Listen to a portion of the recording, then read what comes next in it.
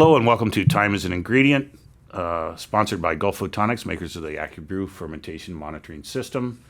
Time as an Ingredient is a podcast focused on the industry, for industry, and people planning new breweries. But we also hope that consumers get a little bit out of this to learn what it takes to put a beer in their glass. Today's episode is it's time to go to Tallahassee with the Florida Brewers Guild. We have Sean Nordquist, Executive Director of the Brewers Guild.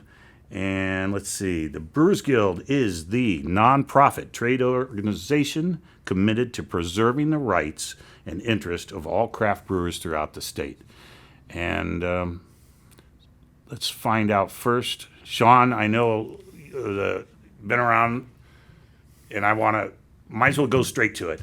You wrote an article, Beer for the Daddy, Yes. and you had a blog, and you wrote an awesome article about the history of beer in Florida, and a big part of that was the bottle change law in 2001. The Guild had something to do with that. When was the Guild formed? Guild was formed, I believe the paperwork is stamped 1997. Okay, so it took them a few years to Yes, and fix that problem. I think originally it was formed because there were a handful of, at the time we called them microbreweries, who wanted to get together and share their beer with each other. And so you had, the old guard of Mike Bryant Sr. You had Ed Canty. You had Johnny Doble. A few others, and they wanted to share their beer with each other. They wanted to share it with everybody else, and so they formed the Guild as a trade association. And I don't think they really started doing lobbying and legislative stuff till a couple of years later. But that was one of the big things that they pushed for and got done. And that really changed the landscape for everything. Yeah. That was huge for me because I didn't even know these things existed.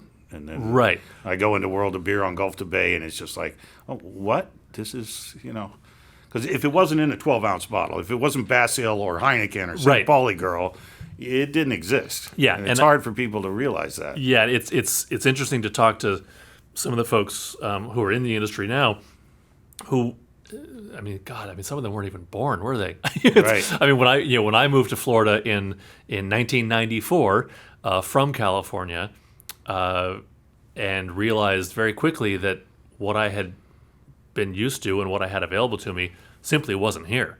Right. It was a couple of years before Dunedin opened, and then Tempe Brewing Company, and a few others. If you were lucky, you could find a bar that served good import stuff from Germany and other places in Europe. Some of them carried some of the microbrews from Colorado and California and Oregon, but it was few and far between. Right. And so but then once that bottle law changed and really opened up the floodgates to, okay, now you can get all this great Belgian stuff, all these great 22-ounce bombers from the other coast, and from Michigan, and from all these places that were a good 10, 15 years ahead of Florida in the beer scene. That was the big floodgates, which really led to what we have now. Right. Well, I do know when I first got behind the bar to serve beer, that was 2009, and I knew nothing about the industry or even that these other, and then I see anniversary bottles coming in that are, 20th anniversary and 25th anniversary. And I was like, wow, Florida really has been hobbled Yes. by the Sure. laws in Florida.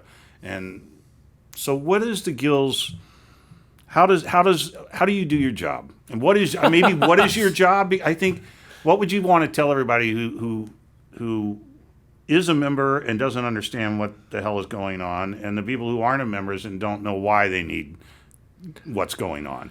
Where to begin? Exactly. It's a big question. It is a big question, and I'll start with what the Guild is and does, and then I'll go into what I do.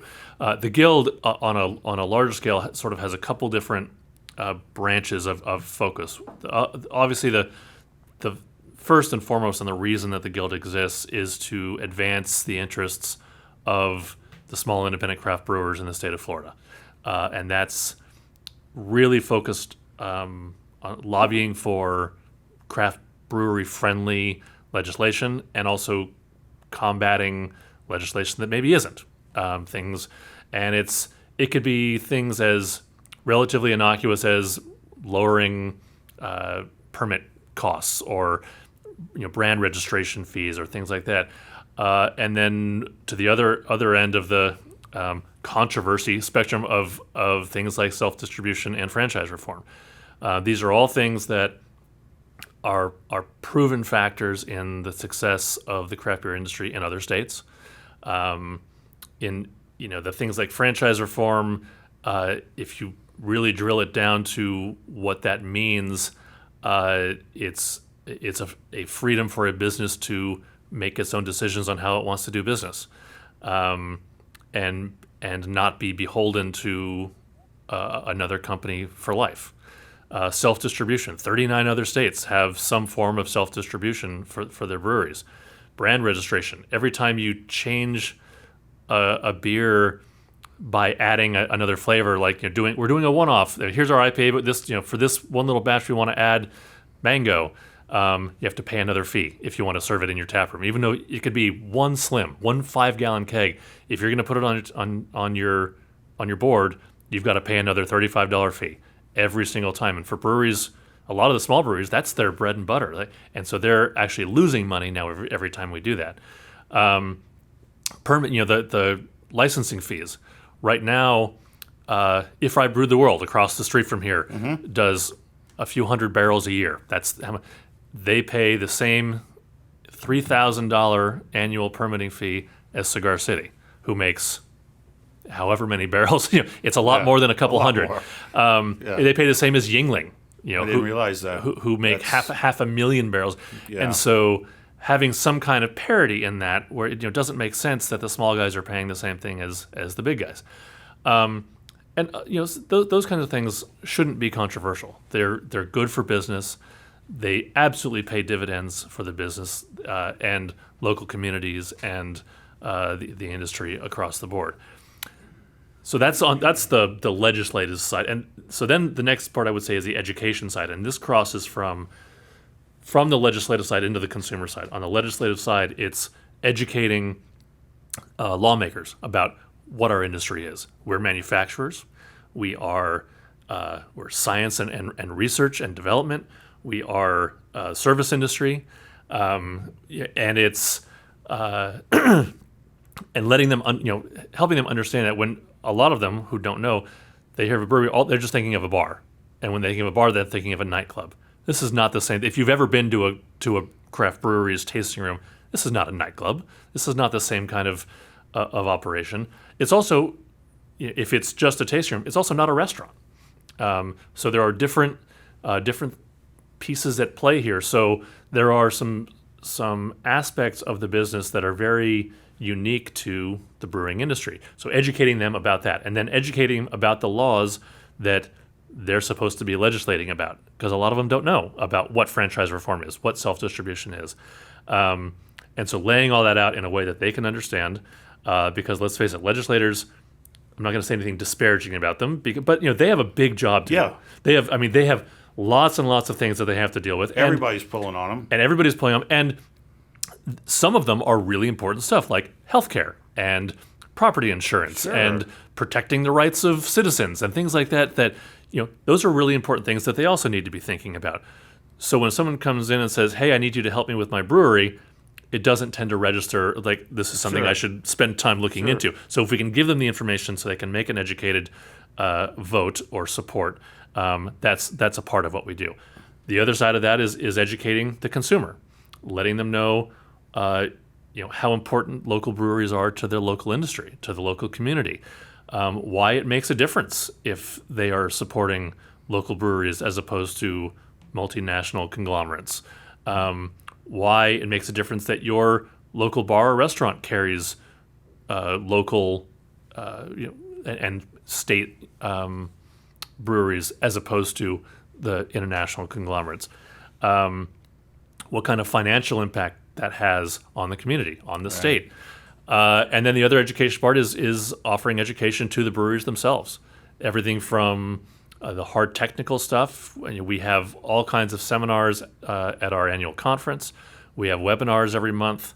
And it's everything from the specific brewing type tasks to financial education, to business education, to helping them run their tasting room, run the front of house. Yeah.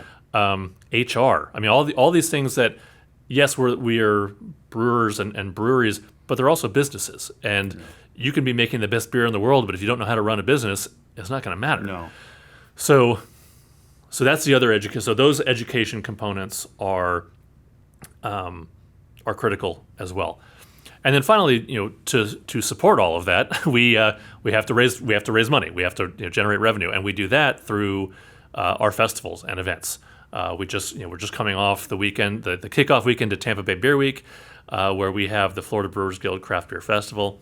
Awesome, it was. Which is a great event. Really it's so much fun, and it was wonderful. I love that I get to run that now because I've been going to that festival for a decade, 2 decades now, a really long time. Yeah. Just as a consumer and a fan, and to see how it's evolved from a handful of Florida breweries and then some other breweries that were invited from out of state, and there's maybe 50 or 60 in total. To now we had 80 breweries represented, all from Florida, all craft, and we still have space for more. That we could keep doing this, and we had 1,500 to 2,000 people with cideries. We had meaderies, and so to be able to run that and participate in that is a lot of fun for me to be able to. You looked happy. You looked happy. But I probably looked exhausted. So that's one of our fundraising things. We put on our big conference every year, and that's in Central Florida. And we do smaller events, the Barrel Aged Sour and Cider Fest up in Jacksonville every year. We try to participate in other people's events if they invite us to help spread the word about what we're doing. And so generating revenue, because lobbying and education are not cheap. Right. Those are the three. Hey, why not? It's the 3 tiers of what the guild does. And then what I do within the guild is I manage all of that. Right. We have a board of directors, an advisory board that decide what sorts of things are going to be our initiatives for the year, what sort of things we're going to focus on. We have a lobbyist in Tallahassee that we work with very closely, who, along with our legislative committee, spearheads our legislative efforts on the Hill, and that kicked off this week. We have a member committee, we have a finance committee, but at the core of it, I'm the one that really I'm the one that the tip of the spear, if you will. Right. Right. I'm given the initiatives by the board, and then it's up to me to execute those as best I can. Sure. Well, I do know that education, we learned the hard way. Well, Bashir, how do you pronounce this? Bashir's. Bashir's, yes. Yeah. He did his best, and he had, the restaurant industry, the hotel industry, with hundreds of thousands of employees and ancillary businesses, so depending upon them. But at one point, I seem to remember him saying, well, it's only 300 breweries. And it was like, yeah, but those breweries have musicians coming, graphic artists, I think, and I've said this before with another guest, was that it seems to me that in our industry, a brewery depends on more other people in their community to get their, they're buying T-shirts, hats, and a lot of that can be locally sourced. And than a regular business would. Not that there's anything wrong with having a regular business, but I think people underestimate what a brewery brings because it's just not for sure. one little business with 10 employees. Or Yeah, and I think breweries, very specifically, they not only they play a role, and this goes back, for centuries and probably even millennia.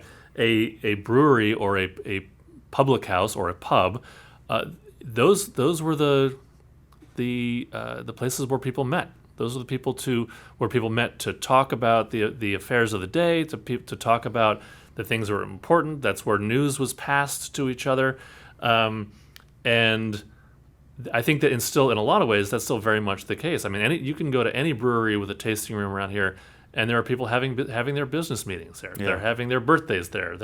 And so they are community gathering places. Beer is sort of that great uniter among among the adult population, and so from that aspect, they serve a very important role in a community. They also, everybody they employ works in or around that community. Everybody who works there then spends their money in and around that community. Most of the breweries I know try to work with other local businesses, like you said, T-shirts or whatever kind of suppliers they need. They also are usually connected to some local charity or nonprofit, so they will do events or fundraisers for these critical parts of our communities that are helping whatever people who are less fortunate, veterans, animals, people with medical needs, all that kind of stuff. I don't think I know a single brewery that isn't somehow involved. No, I couldn't. It's de rigueur now. That's just an automatic thing for that type of person. And they all all find sort of where their focus is.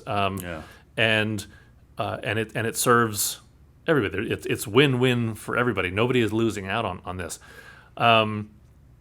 I think, and then like you said, they also not only employ people, they bring in entertainment. They bring in a lot of them will do markets. So there's other those sorts of events, artists, and so there's this. They don't exist in a vacuum. No. And also even those who are larger and have distribution and that sort of thing. Well, all those guys driving the trucks and picking the beer up and dropping it off, they all live in the community somewhere, and so they depend on the breweries to be up and running and open and functional. And then beyond that, you have the bars and restaurants and retail shops that are then selling those products, and they're all local and hire local people. So it's this cascading effect. It really is. That if you shut it down for a short period of time, it takes time to get it back after you've stopped it for even just a couple of weeks, and if you stop it for a couple of months, it can be catastrophic for a lot of folks. Or a year for some of them. Or a year for some of them, for sure. Because I know most of the breweries I go to now are very few are much beyond 60% of their capacity, 70% of their capacity. They just haven't recovered, and a lot of them are closed. I was researching the breweries in the state for our business, and permanently closed, and some of them were ones that you remember, and you're like, oh my God, them? Mm-hmm. That you did not see coming. Yeah, and then the other part of that is coming out of all that stuff, the labor market has changed very much. There were people that left the state entirely. There were people that left the industry, left the service industry. Some of it was out of necessity because there were no service industry jobs to be had. It was also an opportunity for people to look at what they wanted from their own lives. What do I need to have a career that I feel good about waking up every morning? Yeah. And if I'm going to go to a place where I don't feel like I'm treated well or respected or appreciated, maybe I won't do this anymore. Or if I'm going to go to, and I don't think we're seeing it as much anymore, but initially when we first started reopening stuff, we had some issues with some patrons who felt entitled to be awful to Yeah. people. No, it was terrible. To servers and bartenders, Yeah. and people said, you know what? I don't have to put up with that. I'm not going to do this anymore, and I'm leaving the industry for good. And so I think we lost a lot of good people because of that, and I think we're having a longer time recovering from the staffing part of things than almost anything else. That's definitely true, because I was just at an event the other day, and I suddenly realized there's really never been a better time to be a brewer or a harder time to be the brewery owner. Right. Because there's so many people looking for brewers, looking for assistant brewers, and meanwhile their industry is just taking a hit from every direction. Sure. And I was like, oh my God, I said, this is, and sadly, and this always has been the case, that it's very difficult for small breweries to provide benefits of a sort. Oh, yeah, absolutely. So the pay is through no fault of any of the ownership necessarily. The pay isn't the greatest in the world. There's no benefits, and so it's not surprising that the restaurant industry and the brewing industry were punched in the gut when it came. Sure. Or I can go get a job as a construction worker and make more money, Yep. get benefits, insurance for my family. So it makes total sense. What are your main goals in Tallahassee this session? What are some of the things that the breweries really wanted you to work on? So we have 4 primary sort of headers right now. 2 which are the sort of what we call the non-controversial, and 2 that are the bigger fights. The 2 non-controversial ones, and we talked about this a little bit earlier. The brand registration is a big deal, because the way that the law reads is a little, imagine that, it's a little vague. And basically what it says is that every beer has to be registered, and every time you register, it's $35. For years, the reading of the law and the interpretation of the law and the enforcement of the law meant any of those beers that is going out for distribution. So you can do whatever kind of variations and treatments in the tap room you wanted, and you didn't have to pay for them. Well, a couple of years ago, some of the agents decided their interpretation was, no, everything has to be registered. It doesn't matter if it's going to distribution or not. And so you would have, especially some of these breweries who don't do distribution. Exactly. And they do a variation every week. Yeah. And so they go from having to pay nothing or maybe 4 or 5 beers to now all 100 of your different variations now have to be registered. Well, for a small brewery, $35 may not sound like a lot, but $3,500 is a huge amount for a lot of these small guys. Yeah.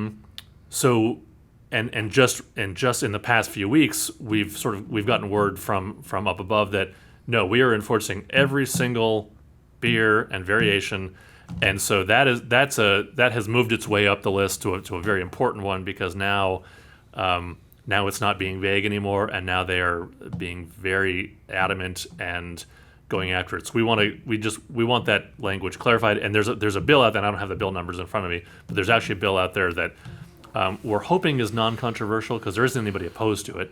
I think it's just a matter of getting it into committee and then a vote on the floor. Yeah. The other one that should not be controversial is the licensing fees that we talked about, where if I Brewed the World or Bayboro isn't paying the same licensing fee as Yuengling or Cigar City, some kind of tiered level for that. So based on your size, you're paying a more appropriate permitting fee.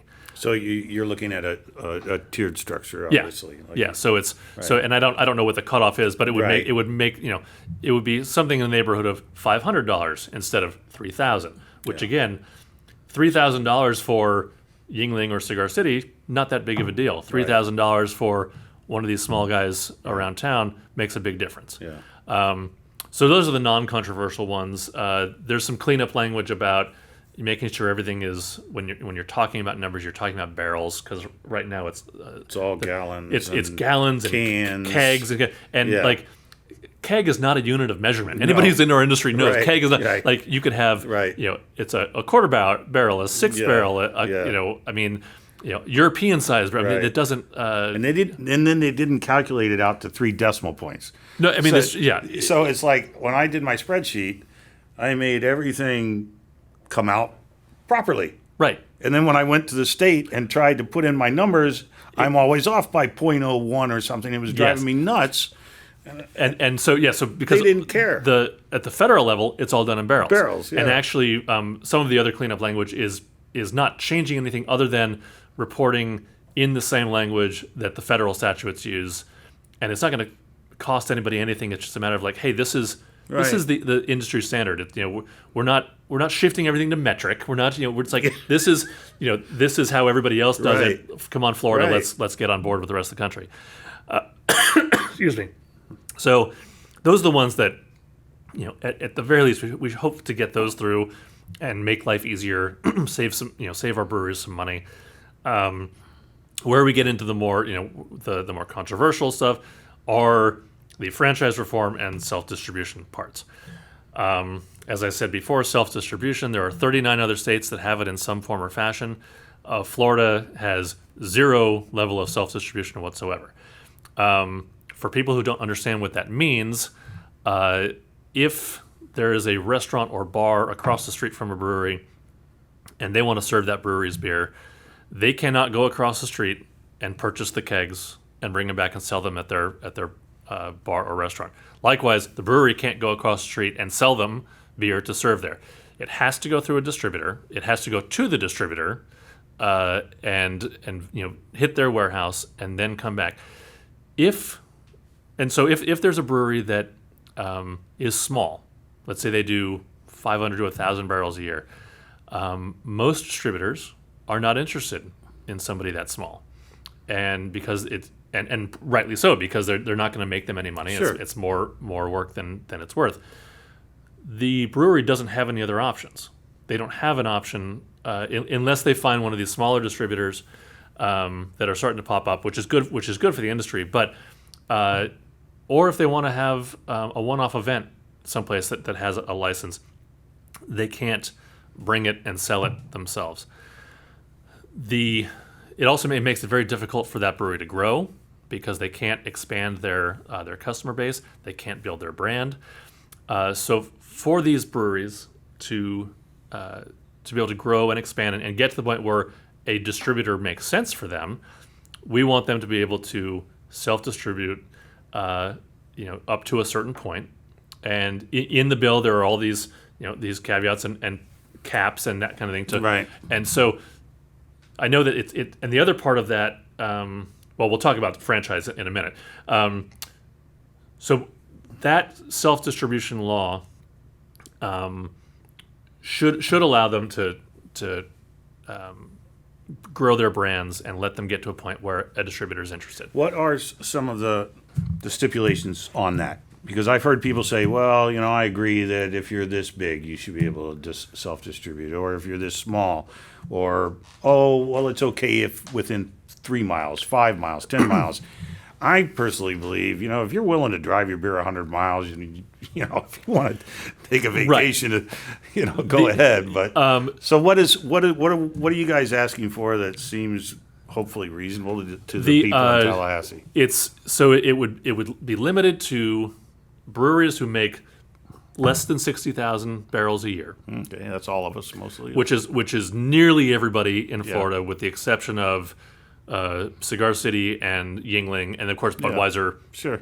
Any of the big guys, and then those breweries would be able to self-distribute up to, I believe the limit. I don't have it in front of me, but I think up to 2,000 barrels. They could self-distribute, and then anything beyond that would have to go with the distributor. And that's about where the cutoff would be. And that's about because really if you're a brewery that's making more than 2,000 barrels a year, Yeah. That's a lot. You are not going to You don't want to self-distribute, and No. that's the thing. You're not going to. One of the big arguments is, oh well, what if Cigar City they want to go self-distribute? It's like Cigar City has no interest in self-distribution. No. They now what would be nice is if a bar on a Saturday night around the corner says, hey, we've run out of High Life, can we get a couple kegs? They would be able to run some Sure. over, and of course the brewery is notified. It's called hot shotting, and all that stuff gets filed properly. But the distributor's not there at 9 o'clock at night, No. willing to come bring over a couple Right. kegs. So being able to allow for that kind of stuff, it allows businesses to operate. It's not taking food out of anybody's mouth. No. It's not, and so those kind of things really should gives people more the opportunity to be more flexible with I their own always businesses. thought that the larger distributors should be supportive of this because, I do understand they are murderous in a good way. We employed one of them because they are. And I always tell people we went with them because of all the reasons you hate them, because they are going to fight for every faucet. They're going to, Right. But on the other hand, I always thought that why wouldn't they realize that this benefits them? Because now somebody builds a brand, and now when they're ready for a distribution contract, a real one, where we're not going to babysit you, we're not going to hold your hand, we're going to take your beer, we're going to drive it point A to point B, end of discussion. I always thought that made so much more sense, And that's what the majority of states have realized, and so the states that do have self-distribution, those the 3-tier system has not collapsed because of self-distribution. In fact, if anything, it has strengthened the beer industry in those states because it allows those smaller breweries to grow organically, to grow naturally. If they're not making good product, Right. that's on them. If people don't want to buy their beer, that's on them. If they can't get it sold, that's on them. Now, a brewery, can take hold of their own destiny, and if they want to get out there, they've got to do the work, and they can get out there and they can sell it. And if they're making good product and they're able to sell it so then they can build to a point where a distributor goes, oh, I see this brewery. People are talking about this. I'm starting to see it. Have I lost a couple tap handles? Maybe I have. Now they're up to a point where, look, they're in 100 accounts around St. Pete or Tampa or whatever. Yeah. We should look at bringing them on board because they're about at that point now where we can make some money off of this. And obviously, craft beer sells at a premium. There's a lot of profit to be made there for the distributors. So it makes sense. And we actually saw it in the early sort of uptick in craft breweries, at least in this area. There were some brand new ones that opened up, and a couple of distributors snapped them up right away before they'd proven themselves, and they didn't do well. They closed. These are some that are not around anymore. Right. There are some that jumped into the distribution game too early and went too big too fast. They got themselves even on the shelves at Publix. But they weren't making enough beer to make that sustainable. So it didn't really make sense for those distributors to sign them on because I don't think anybody really understood sort of how this was going, where it was going. Yeah. So now, if they were to have the opportunity to do that for themselves and build their own business and brand, they become much more valuable for sure. And so I think it does make sense. Of course, we understand that the big distributors who have all the power in this don't like to give up anything, which I get it.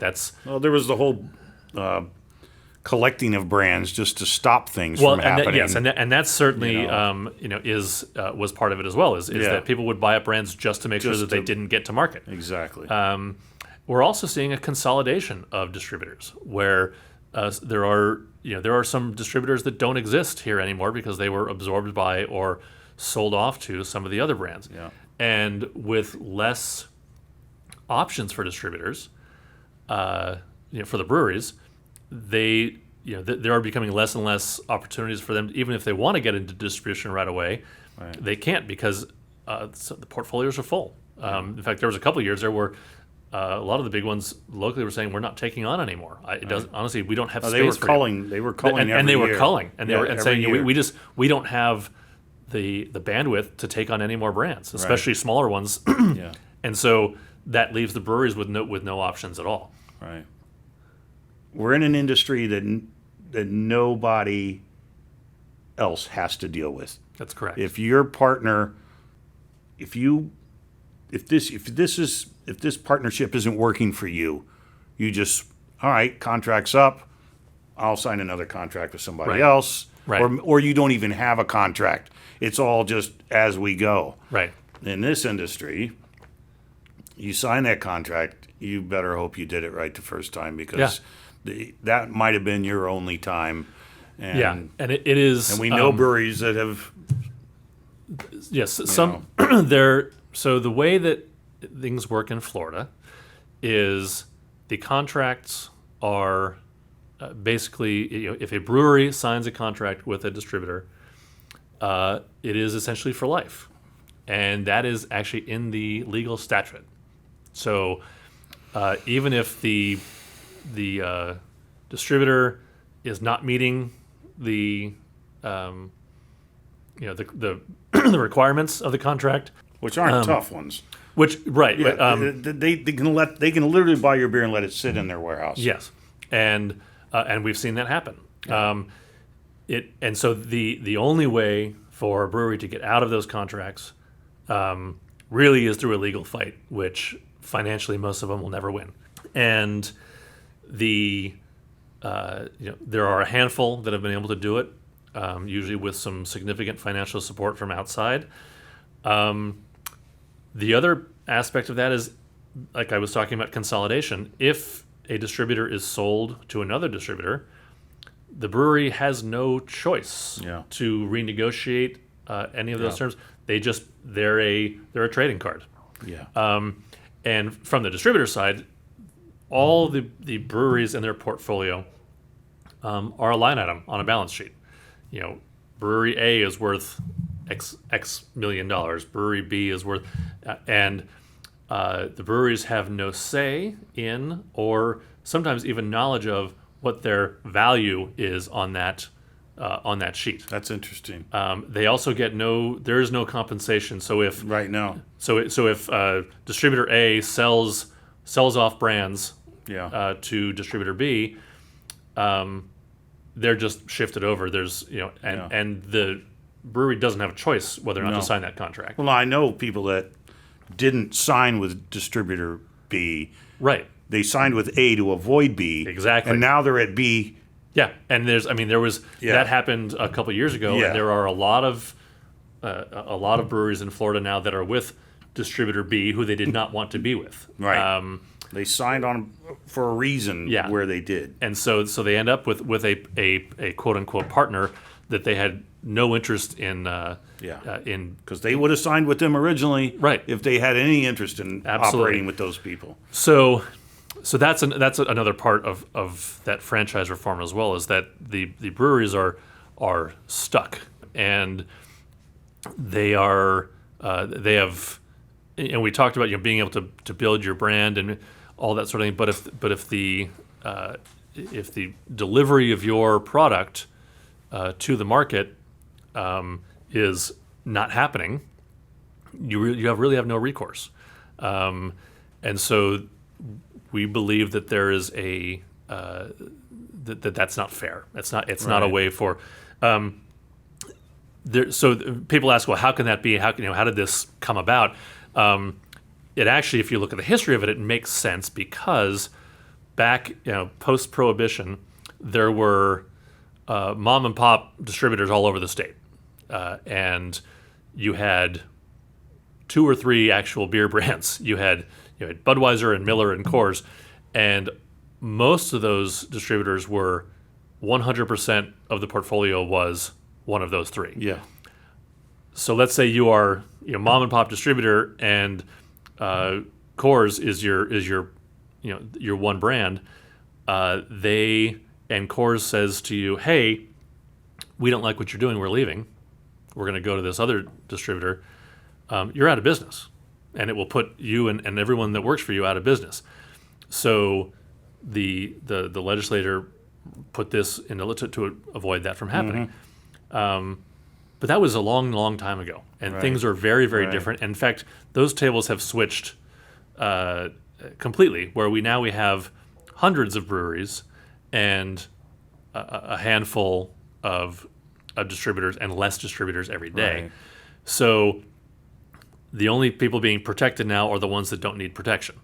One of the things that we talk about in our franchise reform is protecting against,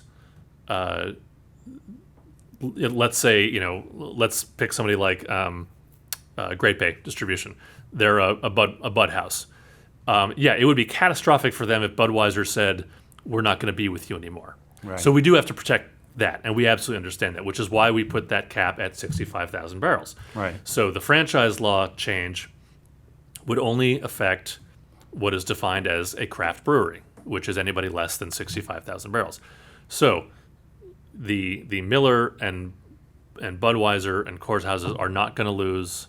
There's no chance of them losing their big, their big ones, and it allows for a more competitive landscape. The ability to renegotiate your contract, to say, hey, you know what, this isn't working out for me. Now, I know it sounds like a lot of chaos. The reality is that most breweries that you talk to are actually pretty happy with most of their distribution. Yeah. They like. You hear a lot of complaining. You hear and a lot of bitching all complaining, the time. but those are those are not the majority, and most distributors do a really great job of delivering product, supporting their breweries.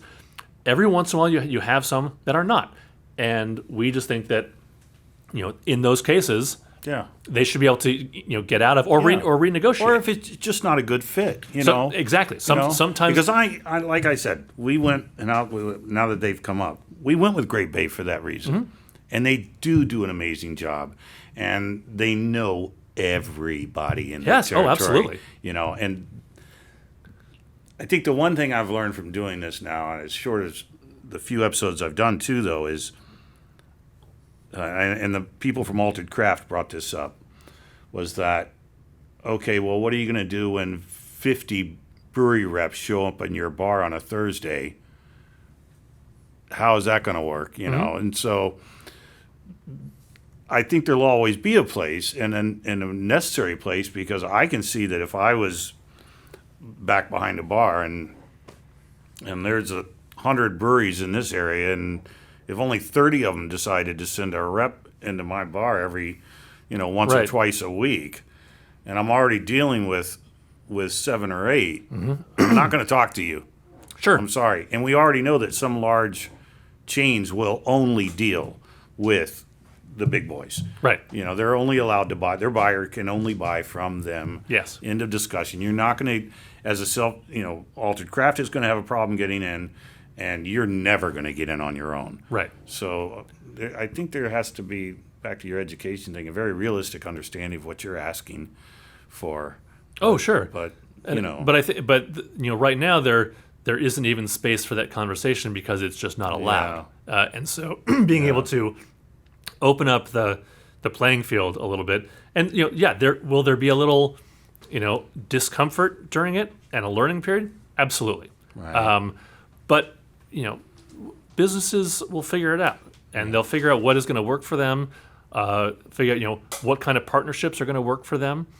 By and large, when we talk about and I think there's we talk about self-distribution, we talk about franchise reform as two separate things, but there's definitely some crossover in there, because they affect each other for sure, and I think that there has to be room for businesses to make their own decisions about how they want to operate and how they can operate, and what because some things it might be a tough learning curve for some.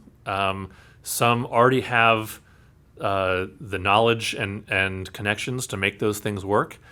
And you're not gonna you're not going to dislodge the Great Bays and J.J. Taylors and Pepins, of the world. You wouldn't want to. But you wouldn't want God. to. You wouldn't want to No. because they're providing an absolutely crucial service for a lot. For a lot of. Well, I've gotten a lot of grief for supporting them, and I certainly get that. Yeah. But I think everybody knows I have also always supported the self-distribution. I've always supported franchise reform, and I don't see those things as mutually exclusive. I don't think that they are. But some do, sadly, in Tallahassee, and maybe at some of the bigger places. But But I think that but there has to be room. There has to be room for everybody. And I think obviously the big guys don't like being pushed even a little bit aside. Yeah. Eventually it's going to they're going to have to make at least a little bit of room for some change. And I think that they will realize in time that it's to their benefit. Yeah. Well, as you said, the states where this has been the case for long periods of time, those distributors aren't hurting. No, not at all.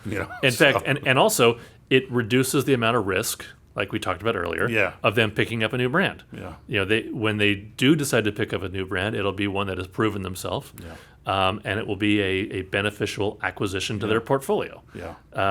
Well, there's no more valuable real estate in any state than shelf space for your six pack. Yeah, for sure. So you're not going to get in there. There's shelf fees. There's a lot of other things going on. I mean, you're not going to get in there without those guys. No, and nobody. I mean, with the exception of a handful of craft bottle shops. Yeah. You're not gonna take shelf space at Publix, at 7-Eleven, Nowhere. at ABC. I mean, any of those places, you're just not going to do it. You don't. Not only do you not have the pull, you don't have enough product. Right. Let's be honest. You're not going to get in. Success will strangle you. Even if everybody wants it, the handful of cases that you deliver to Total Wine will be gone, and you won't have enough to replenish it till next month. Yeah. It's just, and then they won't call you again. And then they won't call you again, exactly, because there will be somebody else who can fill it. That's right. But I think that we need to understand that that's not what we're talking about. No, right. We're talking about, because that's also not how you build your brand. You get there after you've built your brand. Right. And I think the more kinds of honest conversations we have about that, the better we'll be, and I think both sides will begin to recognize the value to the state, the value to the state, and the value to the industry as a whole. Right. And I think everybody will make more money that way, which is ultimately what. Because you're counting on us to sell beers so you can get that 48 cents a gallon. Right. You want that money. That's right. So that's right. Everything that strangles us costs you 48 cents every time. Yes, for sure. Yeah. For sure. So, what are the prospects? I know that there's a lot of sadly, a lot of frustration with the guild because I hear people say things, and I'm not sure they really understand, because I certainly don't, that this isn't going to happen overnight. So how do we manage the expectations of all your 200 and something members? Yeah. Who a lot of them have competing views of what's going on. Sure, and there are as many different opinions and views as there are breweries in Florida, and then some. Yeah. One of the hardest things to get across is the difficulty of getting legislation passed in Tallahassee, regardless of the industry you're in. Whatever it is. Yeah. Whatever it is. It's a short time period that they're even working. It is a short time period. Yeah. It is a politically charged time and place that the beer industry is not in. We're there are a lot of other things being shouted about right now in Tallahassee and around the country. Everything. Yeah, and so being able to be heard and noticed above all that noise is a big challenge.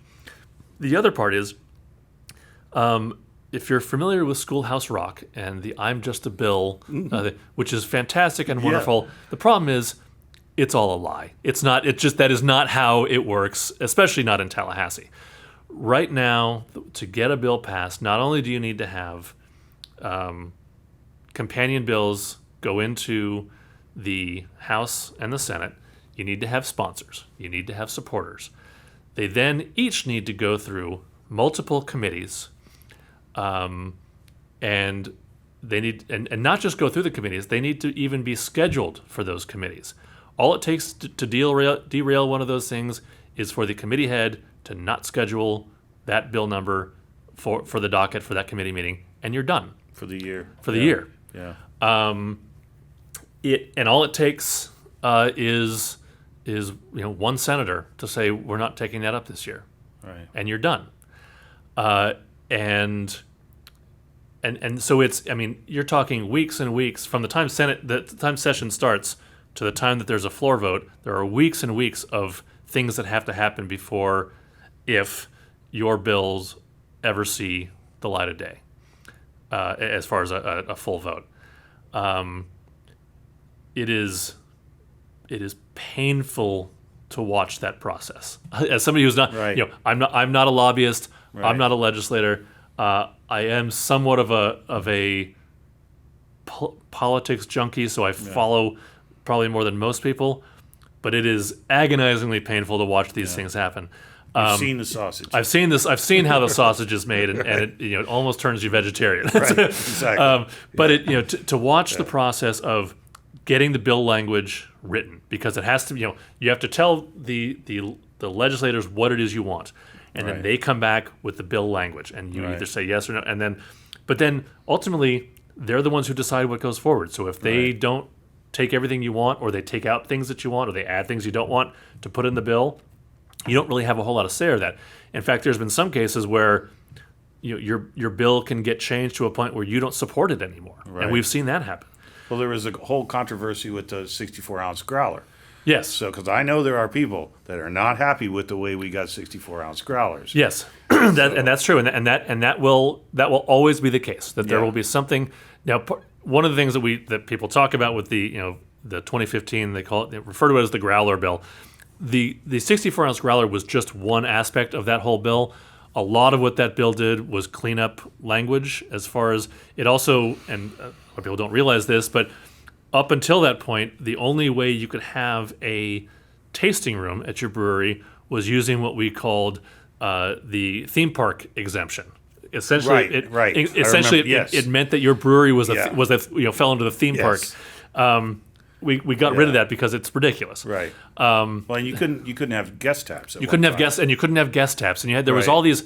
all these things. So there's no way to even start your brewery. Yeah, so there was all these things that we got cleaned up and taken, and that really, sort of set the next next stage for the growth of our industry. There were some people that didn't like what we had to concede for some of that. The number of tasting rooms that you could have, or that sort of thing. And then what could happen between, if you had a satellite tasting, moving product from one to the other. You'll always have to give. I mean, those are valid concerns, and they're nobody's absolutely saying they're not. But you will never get everything you want, and you will always have to give up something. Yeah. That being said, just getting a bill number for your proposed legislation is a challenge. We have a lobbyist in Tallahassee that works tirelessly on this and trying to get things done, and there are times where he has been pulling out what's left of his hair, because he gets pushback from legislators who are supposed to be our supporters, saying this one's too controversial, or I don't want to start a food fight, or that sort of thing. After saying, I'm gonna fight for you all the way through. Right. And so, what is the reality of this stuff happening? I mean, we just started this session a couple days ago. We will see. I think I like to feel positive about the brand registration and licensing fees. Yeah. Because I'm hoping that if those can get on schedules, if those can get into committees, I don't see any reasonable opposition to those. And I believe that those ones actually have bill numbers and are moving forward. The franchise reform and self-distro, I haven't seen bill numbers on those yet. And we're pretty much down to the wire on having that done. So I don't know. I know that there's absolutely going to be a fight about if we do get bill numbers and they do come up in committee. Yeah. There's absolutely going to be a fight, and we've already been told that there will be a fight. So we'll see. It's like you said, these are fights that have been going on for a long time. I think this year is the first time we've put up a significant fight to the point where people are really noticing that I think this is the most noise we've made since 2015. I think there is a movement that is going to be difficult to ignore. Whether or not it happens this year, we'll see. Right. I think it'll be challenging, especially in the current political climate. There are other issues that leadership wants to make their name on. And ours isn't the kind of thing that people build their. Yeah, you don't get votes for this necessarily. You can't. You don't get to run. You don't get to run for president or governor based on your franchise vote, reform. on franchise reform, because most people don't understand it anyway. No. So it's. I mean, it will always be a challenge. We will always keep fighting for it, though. It's right now. If and I'll do a plug here. If you go to freedomforbeer.com, you can actually see all of our legislative priorities. You can see all the action items there. We started a social media campaign earlier this week, tagging the governor. So hopefully he sees that and is like, "What the hell is going on with all this beer stuff?" Right. The idea being make enough noise that it can't just be ignored and pushed aside. We would rather have an open fight than have it die on the vine. Right. I think we would rather be able to stand up there and make our case and fight about it than say, sorry, it didn't make it into committee this time. Right. Because then it's just sort of a Do you have to deflated. Start all over each year? Yes. Like if you don't get it, you got to go back into committee. You got to go back. Year. You have to refile the bill. You'll get a new bill number and. So you could get this far this year and still go back to. You could get up to the 1 yard line and be ready to go, but a committee can say we're not taking that up, and you're dead. You're done. Right. You're done for the session, and you'll have to wait till next year and then start all over again with bill drafting, bill numbers, all that kind of stuff. And that's on both sides. That's the House and the Senate. Yeah. Yeah, it is a very, very difficult process to get something through that isn't already preordained to get through. Yeah, well, that's why I wanted to do this with you, because you know how much I've always supported the Guild, and I don't have any activity in it, and but I hear the frustration in people, and I certainly understand that. Oh, absolutely. But it's such a I think it's important that you are given a chance to help them understand that this isn't like just going, "Hey, can I do this?" Right. Oh yeah, you can do this. Good. Everything's we're done. It's also I think it's also very important to understand that the Guild is not just me, and it's not just Josh Abishon in Tallahassee. Right. We have a board that are made up of brewery owners and people who work in breweries from all over the state, from all different sizes. We have St. Pete, Pensacola, Tallahassee, Jacksonville, Vero Beach and Sebastian, Fort Lauderdale, Miami, Orlando. All of those areas are Bradenton, all represented on our board of directors. We have breweries that make 500 barrels a year, and we have breweries that make well over 20,000 barrels a year. Yeah.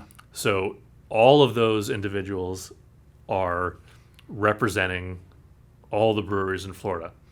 And also, if you are not a member of the Florida Brewers Guild, all this stuff is still happening for you anyway. That's the thing. And so, if you have issues with what the Guild is doing and you're not a member, sorry, then your voice isn't being heard. We have a lot of discussions with membership. We have a lot of communication with membership to have conversations about what is important to our brewery members. Everybody has different things that they feel are important. Sure.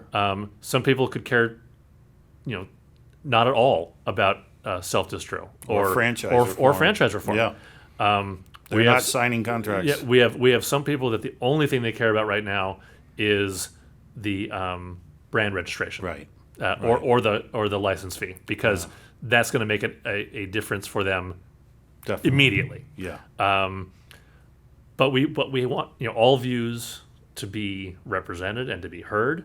We want to work together to it's not just Tampa Bay, it's not just Northern Florida, it's everybody everywhere, all in between.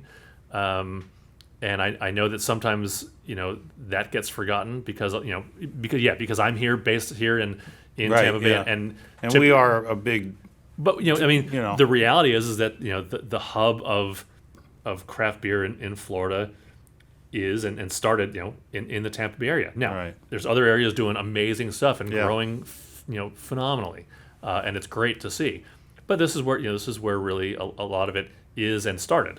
Yeah. So it makes sense that a lot of the attention ends up here. But it doesn't mean that we don't think about South Florida or North Florida or the Panhandle there's and all that. some very successful breweries. Yeah, and also I travel to all those places. So if you have not come out to see me when I'm there, that's on you. Right. Right. What is the economic impact of our industry on the state of Florida, and how do you express that to the legislators that this is, because we are closing in on 400 breweries in this state, and all you have to do is you go into Dunedin, since Dunbrew was there for 20, almost closing in on 30 years, not long from 96, right? now. 96, 97? Something, yeah, I think somewhere in that range. So we're really closing in on 30 years for Right. them. And at one time, they, that was still a sleepy little town. Yeah. They were distributing already. They were contract brewing and distributing, Mm-hmm. I think. And people weren't going, there's a lot of reasons to come to Dunedin to just walk around and buy sequin bags. But, Dunedin Brewery made a foothold for other people to say this is absolutely. a good thing to do. Absolutely. And now there's 7, 8, closing in on 9 now. There's 8. There's the within, beach is the new one up there. Oh yeah, so 9. But there's Yeah. 8. There's 8 within walking distance Yes, of each other. exactly. You can, 7 or 8 in walking and distance. I've done it. Yeah, And, exactly. the And that town has changed dramatically Absolutely. because of it. So Absolutely.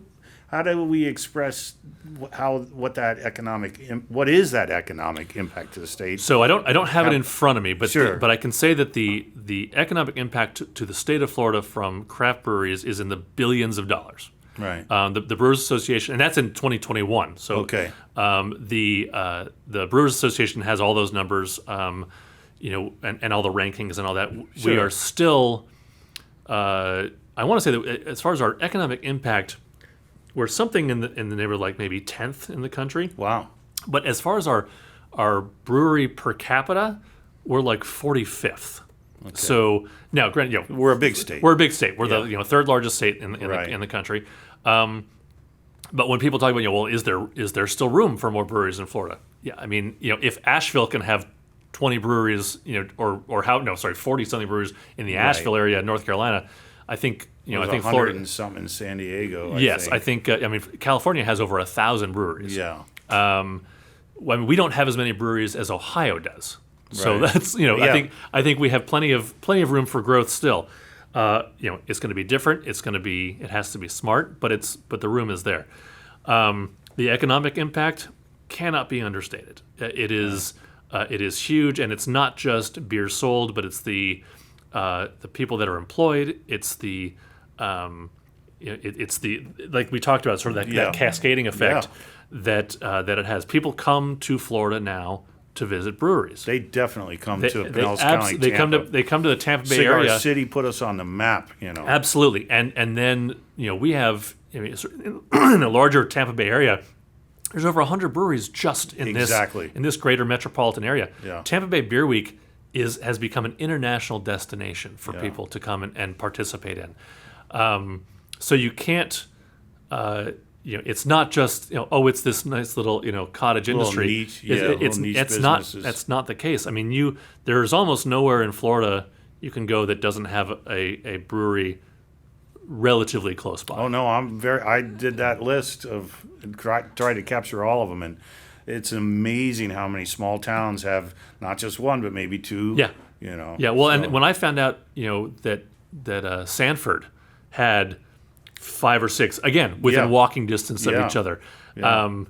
And making some good beer, and making some great beer out of there as well. They just won some awards. One of them. Yes, yeah, and so and I mean Jacksonville's killing it, and Orlando has great stuff popping up. Jacksonville has some awesome spots, and I mean Pensacola has a handful of breweries in that town. So there's really. I'm sure there is an upper limit of what we can sustain, but I don't think we're anywhere close yet. No. I think that there are cities and regions that are beginning to realize that the benefit of having a brewery in their town. I have been reached out to by a number of cities saying, how do we, we don't have one within our city limits. How do we get one here? Yeah. What do we need to do to attract a brewery? Because we recognize it as a key indicator for blowing up our downtown area. Well, the people that I used to work for, Clearwater was just offering them all kinds of things to come into Clearwater because they were desperate to replicate what's happening in Dunedin with their downtown, which has been just not as much fun. Yeah, right, right. Let's just say, but I'm also getting the cities and economic development groups reaching out, saying, "Hey, we see that big fest you did in Tampa. How do we do that?" I mean, I'm supposed to talk with the city of Miami in the next week or two because they saw what we did in Tampa, and they're like, "How do we do that here?" Yeah. And so people recognize the economic impact as overwhelmingly positive and what it can mean for a community. And more and more legislators are seeing it, especially as the newer ones and younger ones are coming in. They're already aware of how exciting and important the craft beer industry is. Their law school degree included breweries. Exactly. Right. And so you see that like, oh yeah, here's my district, and here are the breweries in my district that I visit on a regular basis. Mm-hmm. And that's one of the great things is that as nasty and ugly as politics can be, both nationally and in Tallahassee, beer is one of those great uniters that I can talk with somebody on the far right and somebody on the far left, and they will both be able to tell me the breweries in their district. I do it. And I do it all the time. I know a lot of people that I've disagree with us, and we have no problem with that. That's at right, all. and we've had them at our conference. Yes, show up to say, hey, we may not like each other on all these other issues, but we're best friends here. But we're best friends here because we're talking about these are great small businesses in our districts that support our community, and by and large, it's sort of that great uniter. You can either call it nonpartisan or bipartisan. It works both ways. Yeah, no, I agree. I think there's so many people who I disagree with politically. And you know what? That doesn't matter. And that's today, fine. And that's true. I mean, within the guild, we have people on the far right and far left and everywhere in between, both on our board and among our membership. I think we listen to each other more than most people I disagree with, I would say. Oh, for sure. I know one person in particular who is just like total opposite of me, and it's really one of my favorite people in the world. When I was on Facebook for a long time, when I got off, they were, "Are you going to miss that?" I'm like, "Yeah, I am." They were like, "Well, he was always," and I was like, "Yeah, he was," but he was always nicer about it, and I kind of dug it. Mm-hmm. And then when I go to his place, it's it doesn't come up. Right. We already got it out of the system. Right. We're here for this now. So I think we've kind of covered it in a million different ways. Sure. But there's 100 and something of you out there that are not members of this guild. And I know that if I was sitting in Tallahassee and you came in and said you only support, only half of the hotels in the state are members of your organization, or only 15% of this is, why am I going to listen to you if a third of the people that could be or 25% or so of the people that could be in your organization. What is wrong with you? Why aren't these people? So how do we get everybody to say, you know what, I'm not going to get everything I want, but I'm not going to get anything if I don't help. You know? Yeah, and I think it's a fair question. And what I have found is that by having one-on-one conversations, I can answer questions directly, and they say, you know, why should I join the guild? You know, what's the benefit to me? Yeah. I mean, some of the ones are you know, and especially if they're like, well, if you're doing this anyway, you know, why should I bother joining? Well, first of all, you know, the more, like you said, the more support we have behind us, the stronger our message becomes. Yeah, if everybody was a member. It would be very hard to ignore. You know, from purely financial point of view, we need the financial resources to be able to fight those fights. Also, if you have particular concerns that you want addressed, we don't know about them if you're not there as part of the conversation. We have, and then some of the more, you know, practical things, you know, participating in our festivals, being able to be part of that camaraderie and fun. You know, that's the fun side of the stuff is doing the festivals and being your able forum is awesome. I mean, people sell equipment, trade equipment, borrow equipment, discuss problems, get help. You know, give help. Yeah, it's been a great resource for it really is for communication, and it's, you know, it's all statewide, and you know, we see things back of it like, hey, I'm getting rid of, you know, I'm just today selling my canning machine, or I'm getting, you know, I've got this chiller that I'm getting rid of, or like, hey, my hops are delayed. Anybody have some Cascade on hand that I can, you know, that I can buy from you or borrow until mine comes in.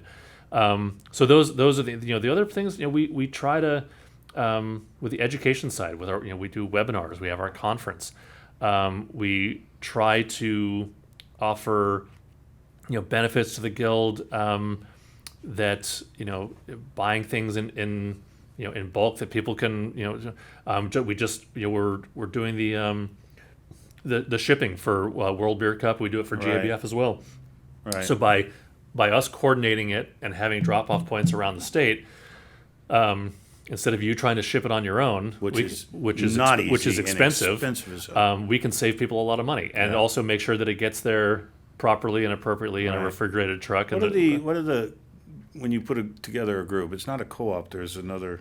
Somebody was trying to tell me about this, where you get together and you buy consumables, maybe. Yes, and different things. Yeah, and I know, and I'm drawing a blank on the word, too. but yes, but basically being able to use your bargaining power, and the buying power, instead of like, hey, I'm one brewery. Hey, here's 50 breweries that want to buy, and it's, you know, I'm actually just started talking with some people this past weekend about merch, about hats and T-shirts. Like, what if we bought, you know, 1,000, you know, where the guild needs 100, and these breweries each want like 50 or 100. If we got enough people together, we could get the bulk rate and then, you know, divvy them up between ourselves and all save ourselves some money and hassle. It's just like the difference between 1 pallet of grain and 4. Exactly. You know, and if you only use this much grain, they should be partnering together. I've thought about this a lot, and I was always curious as to why more of that wasn't happening, you know, and I think also, through the guild, that it's a way to make those connections. We did it during COVID when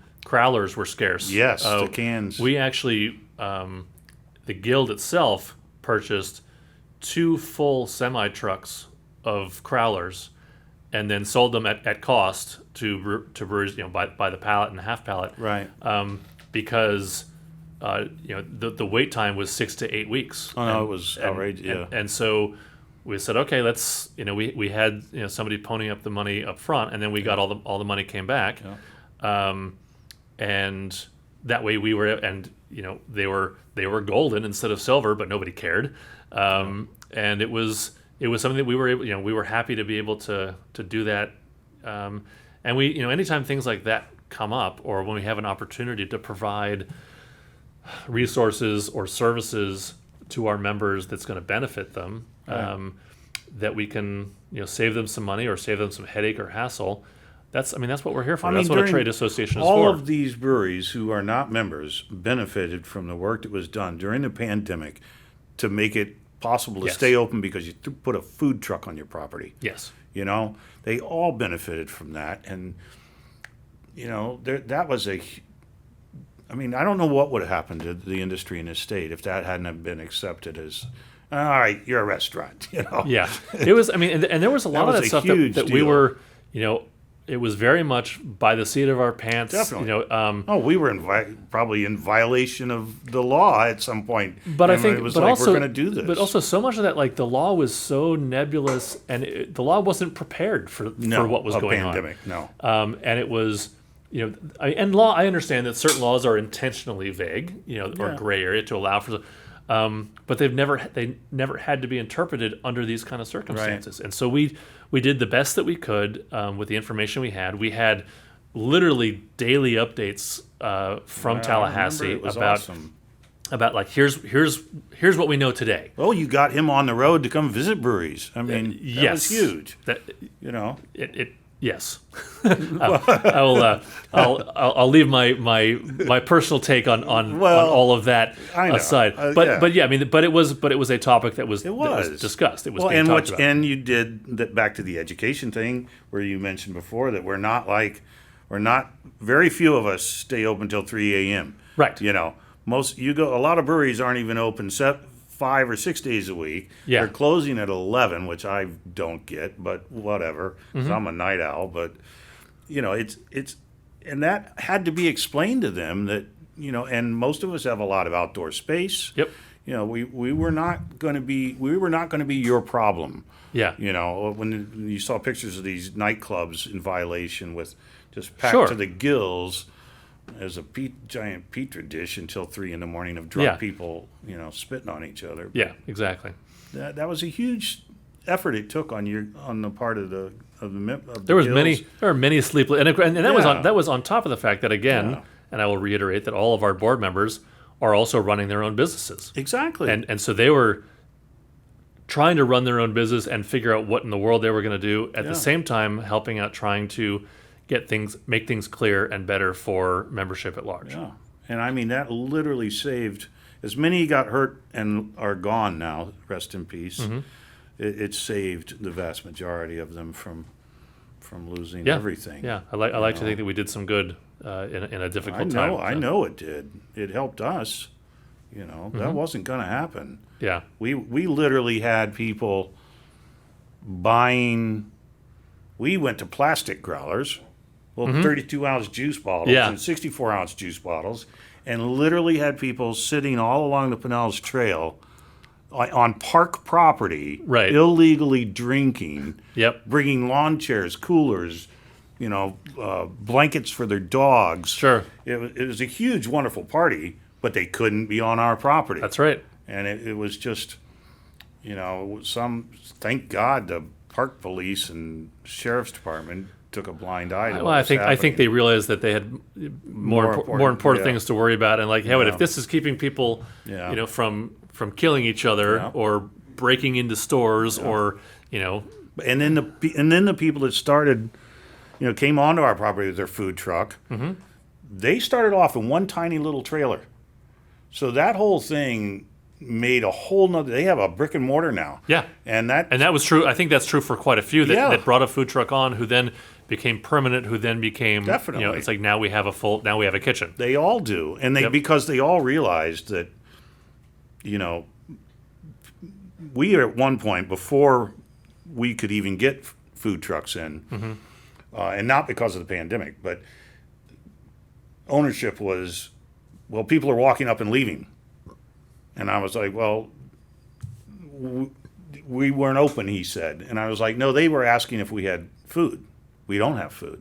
And now you even see like Mastery's as this beautiful little spot on this tiny little property. And what helps him go is that food truck that will never leave there, hopefully, for him. No, that's it. That's his kitchen. That's Mastery's kitchen. He owns his kitchen. Yep, he owns it. So, I mean, that... I don't know if he would have done that. Did he do that before the pandemic, or I don't know? I think he had. I never go to St. Pete. So. He had it before, but it's good I think food. It is, and it became, I think it absolutely became invaluable. So if he ever if he had ever thought about maybe this is a short-term thing, I mean, it became required. Because I mean, I don't think the food truck industry ever had anything like what happened because of COVID. Oh, that now you talk to them and they don't even want to show up for a week. They want to do a year. Yes. Nobody. It used to be, well, we'll be this place on Tuesday, this place on Wednesday. Like we want to have a permanent location. And now at the old place I come from, they have 2 trucks on their property now. Wow. Yeah, so to give us some variety. Sure. Sure. So I think when you talk about the impact on look at the impact they had on just that industry. Mm-hmm. Yeah, for sure. Absolutely. And that wasn't just our little town. That was everywhere. Brewery in this state ended up, with food truck outside now. Yeah. Because none of us want to be in the restaurant business. Brewery business is bad enough. Restaurant is.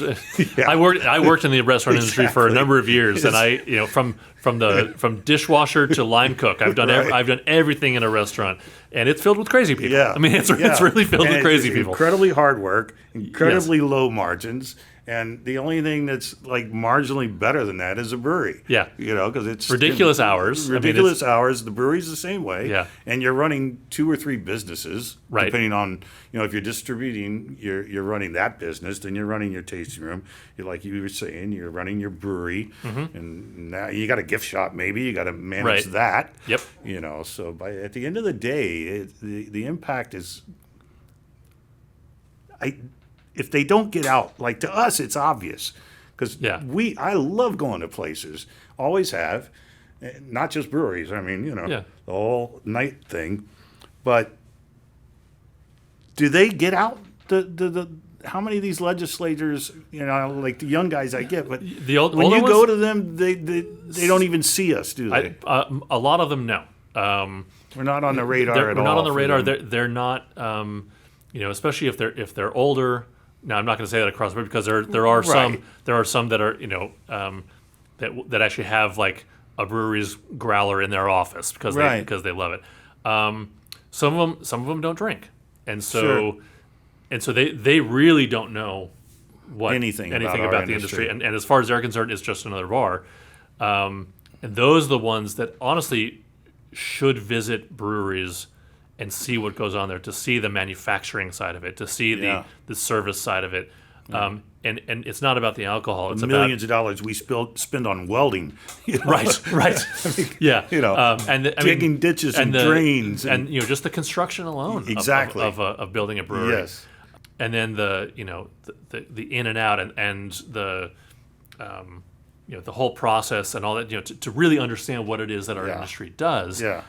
It's not just about serving beer. Yeah. It's this much larger thing, and you can tell them that, but until they see it, I don't think it really clicks for a lot of them. No, probably not. And I don't remember who it was, but a number of years ago, there was one of the state senators who came to visit one of the breweries because the brewery owners invited him to come check it out. Right. And I think he was a little hesitant because he didn't drink. Right. And he showed up and he walked through it and he was like, "Oh, I get it now." Yeah. He said, I did not understand at all what it was that you did. Yeah. I thought, I hear making beer and I just all I'm thinking about is a bar. This is a manufacturing operation with a storefront. Well, they should get out of that building and walk down the street to Proof. Exactly. And see what that looks like, because that's a manufacturing operation. Yeah, absolutely. That's and then a hell of a facility. They're also walking distance to Oyster City. They opened up their Tallahassee location there. Ology up there. Deep is not too far away. No. Lake Tribes. So they're expanding. They're expanding. Building a new building for their tasting room or something. So to get them out there and see what it is that are. It's right there in your own town. Yes, it's having an impact on your own town. Yeah, and just like legislators should visit the restaurants and stores and all that kind of stuff. They should absolutely visit even if they don't drink. They should visit because they are a business in their district. Well, pretty much all of them have an NA available option for you. So yes, yeah. All right, so I guess we've probably gone it over. Is there anything you want to? If there was one last thing you really wanted to, frustration, your joy, whatever. I want to reiterate that both our brewery listeners, our industry listeners, and also people who just may be consumers, to visit the Freedom for Beer website and see what it is that we're trying to accomplish, and try to wrap your head around what it is that we're doing, and understand that this is a movement, not a moment, but this is this is really the first big silo that we're firing at this. It's not going to be a one-shot, one-year deal. That we're serious about this. That there are things that everybody can do somewhere along the way. Get out there and retweet and repost the stuff that you see coming from the guild and from your local breweries. Let your legislators and the governor know that this stuff is important. Let them know why. There's a part for everybody to play in this initiative to make things better for the breweries that we all love. Yeah, makes sense. I'm thinking, because I know the trouble, even in Dunedin, the politicians are right there. Some of them visit the breweries. They love them all, but there's still this kind of like, is this really that important sometimes? Yeah. And, you try to get a permit for something, and it's a uphill fight. And yep. So, all right, well, thank you for listening to Time and Ingredient. Thank you to Sean. That was enlightening. I'm really sorry to hear you have to start all over every time you fail. Hey, so be patient with the process. It can be a Sisyphusian task at times, for sure. So, because I always hear people complain about how painfully slow it is, but it can't move if we don't move it. So that's right. So I guess I hope same thing Sean did. I hope you've gained some knowledge, especially the consumers out there, because you can help win this fight. Absolutely. So thank you very much, Sean. Thank you. Appreciate it. It was awesome. Take care.